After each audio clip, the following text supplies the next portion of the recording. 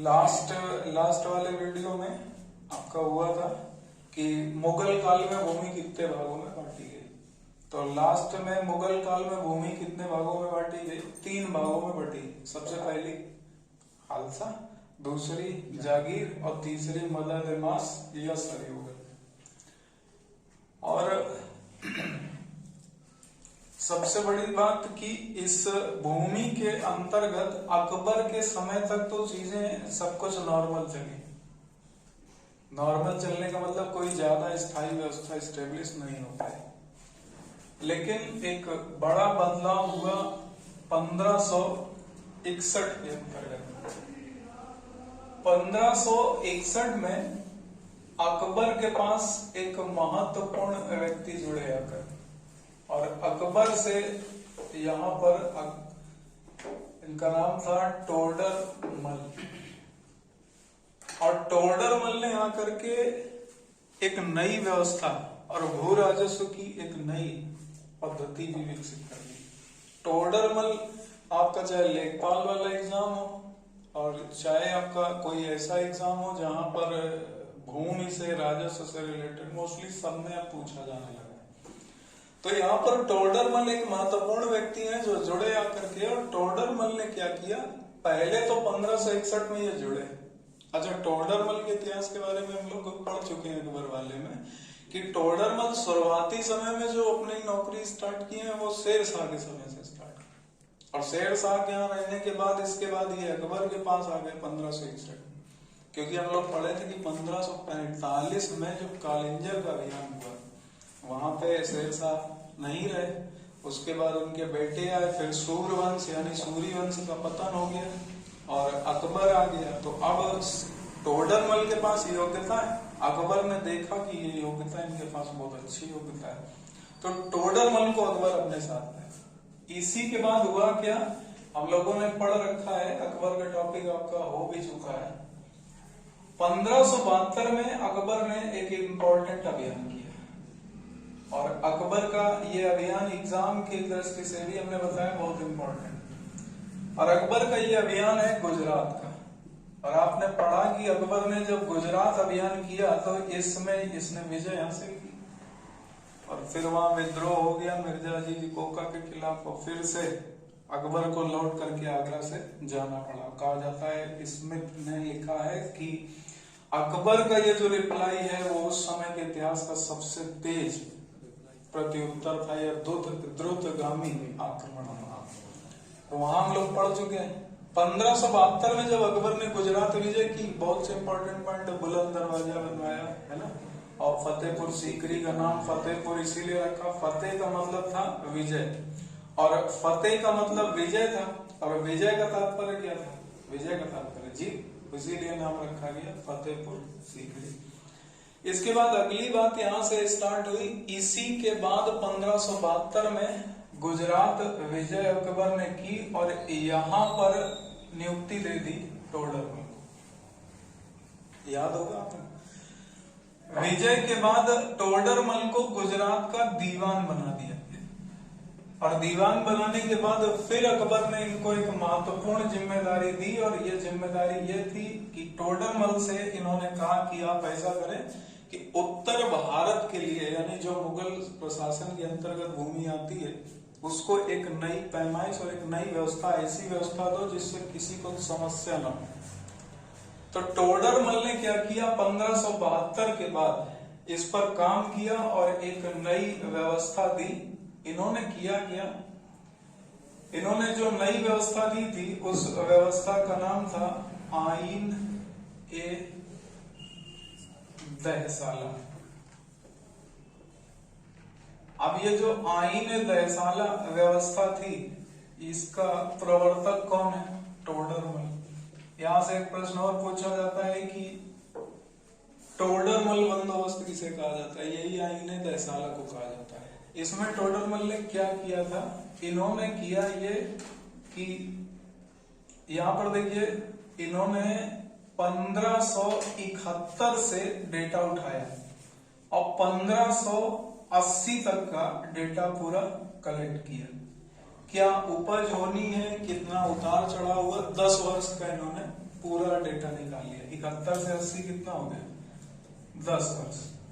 और इन्होंने इस 10 वर्ष का औसत निकाल लिया और इस औसत को निकाल करके एक नई व्यवस्था दे दी और यही इन्होंने भू राजस्व निर्धारित कर दिया।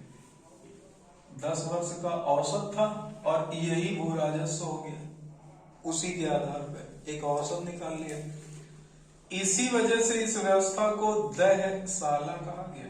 दह का अर्थ यहाँ पे 10 है और साला का अर्थ यहाँ पर वर्ष से। तो 10 वर्ष का औसत है यहाँ पर और इसलिए ये व्यवस्था क्या नाम दिया गया?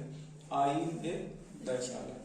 अब एक और बात, आपसे प्रश्न किया जाएगा कि आईन ए दहसाला में किन 10 वर्षों का औसत लिया गया? तो आप बोलेंगे 1571 से 1580। इसके बाद एक बात और यहाँ पर समझ ली जाए कि 1571 से 80 का औसत निकाला गया, ऐसा टोडरमल ने किया क्यों? आप लोगों ने किसानों के मुख से काफी बार सुना होगा, जैसे 2018 में मान लेते हैं कि जो फसल रही ये बहुत अच्छी हो गई और बहुत अच्छी फसल हुई, किसान को फायदा होगा। 2019 में किसान ने देखा कि उसके पानी नहीं गिरा और फसल इस बार क्या हो गई? गड़बड़ हो गई, तो उसका नुकसान हो गया। 2020 में फिर से मान लीजिए कि फसल गड़बड़ रही और फसल सही नहीं हुई, तो इसमें होगा क्या कि लगान व्यवस्था अगर अलग अलग रहेगी हर वर्ष तो व्यक्ति को दिक्कत हो। अब उसने किया क्या? पूरे 10 वर्ष का निकाल लिया और 10 वर्ष में औसत निकाल लिया कि कितने वर्ष में मुनाफा होता है और कितने वर्ष में घाटा होता है। उसने एवरेज निकाल करके और यहाँ पर टोडरमल ने औसत व्यवस्था निकाल करके दे दी और वही क्या थी? आईन दहसाला। सभी ने इसको एक्सेप्ट कर लिया और सभी ने एक्सेप्ट किया। इसके बाद अकबर ने भी इसको एक्सेप्ट किया और उत्तर भारत की ये इतनी बड़ी व्यवस्था बनी कि जो आज भी अमल में ली जाती है। आज भी टोडरमल का बंदोबस्त आपके लेखपाल द्वारा और आपकी भूमि व्यवस्था के लिए उपयोगी, और आज भी ये व्यवस्था चलती, इसी को आधार बना करके और इसी को आगे बढ़ाएंगे। तो बात समझ में आ गई है। इसके बाद अगला प्रश्न आपसे यह पूछा जाएगा कि जो आईन दहसाला व्यवस्था है, इस व्यवस्था को टोडरमल ने दिया और टोडरमल ने इस व्यवस्था के अंतर्गत जो भूमि निर्धारित की। अभी पिछली क्लास में आपने पढ़ा था कि टोडरमल यानी जो मुगल काल था उसमें भूमि कितने भाग में थी? तो 3 में, खालसा, जागीर और तीसरी मददेमास या सरयुगल। लेकिन जब आईन दहसाला आई तो इसमें भूमि को जो था टोडरमल ने 4 भागों में विभाजित कर दिया। अब ये 4 भाग कौन से थे? दोनों में डिफरेंस याद रखना। जैसे पहला भाग था जिसे कहा जाता था पोलज भूमि। पोलज भूमि।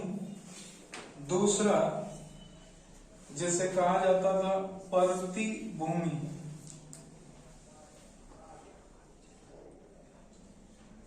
परती भूमि। अच्छा, एक और इम्पोर्टेंट बात है कि अगर आप लोगों को क्लास अच्छी लगती या चीजें समझ में आती हो या बेहतर लगता हो तो आप लोग इसको शेयर भी करिए, चैनल को सब्सक्राइब भी करवाइए और लाइक भी करवाइए, जिससे थोड़ा सा हमें भी मोटिवेशन मिले और वीडियो हम आपके शॉर्ट वीडियो भी डालें और थोड़ा सा बड़े वीडियो भी डालें। और ऑलरेडी कॉन्स्टिट्यूशन की क्लास आपको हम दे रहे हैं लगातार, और इसके साथ साथ हम करंट अफेयर्स में भी काम करना चाहते हैं। तो आप लोग चाहते हैं कि शॉर्ट वीडियो, इंपॉर्टेंट और अच्छे वीडियो हम लगातार अपलोड करें, इसलिए आप लोग लाइक भी करिए और शेयर सब्सक्राइब ये करवाइए और चैनल को आप आगे बढ़ाइए। तो चलिए आगे बढ़ते हैं। पोलज भूमि, दूसरा परती भूमि और तीसरा इस भूमि को कहा जाता था छज्जर या इसी को बोलते थे चाचर भूमि। तो तीसरा जो प्रकार है वो है छज्जर या चाचर। और इसके बाद जो चौथा प्रकार था इसको कहा जाता था बंजर भूमि। तो 4 भागों में टोडरमल ने डिसाइड कर दिया कि ये 4 अलग अलग भाग होंगे, और इनको क्यों अलग किया, क्योंकि इनमें राजस्व का प्रतिशत भी अलग होगा। और 4 भागों में बांटने का मूल कारण ये था कि किसी को भी राजस्व देने में समस्या ना, आसानी से वो राजस्व दे पाए। अब ये क्या थी, इसको भी जरा एक ही लाइन में हम आपको समझाते हैं। देखिए, पोलज का अर्थ होता था कि जिसमें हर वर्ष खेती की जाती है।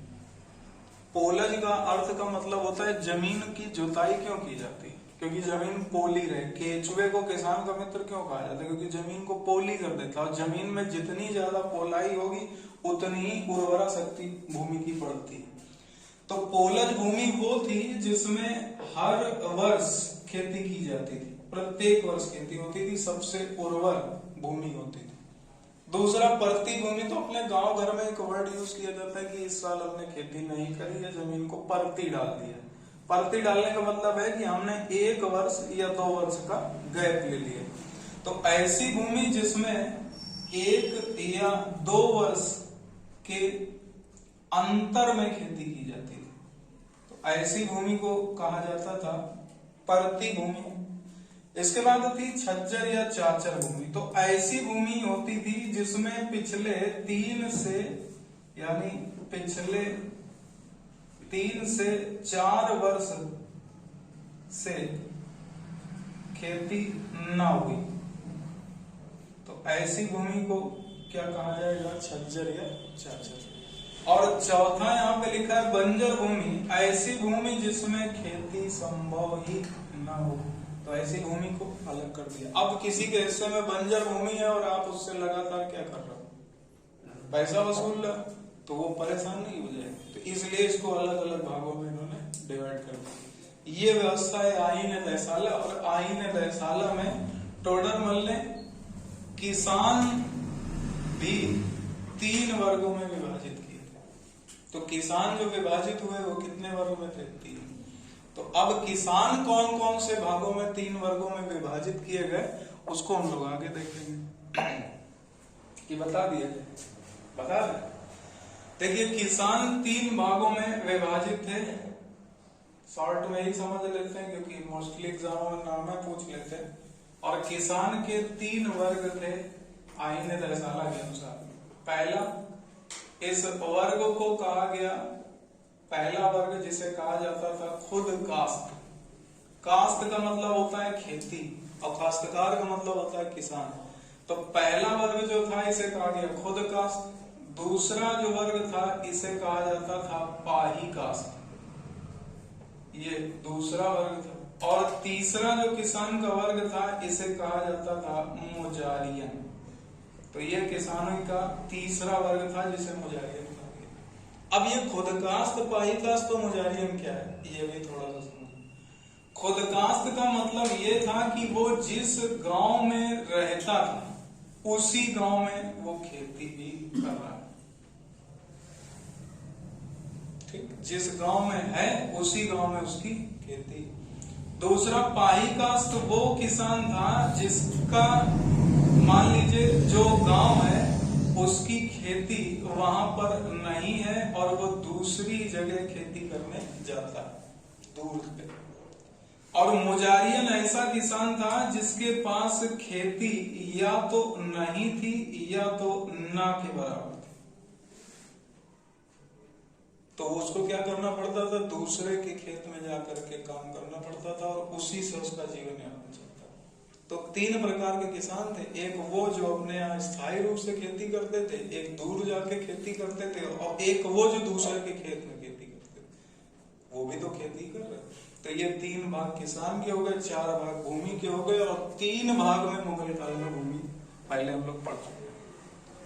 तो यहां तक रखा जाए, नोट कर लीजिएगा इसको।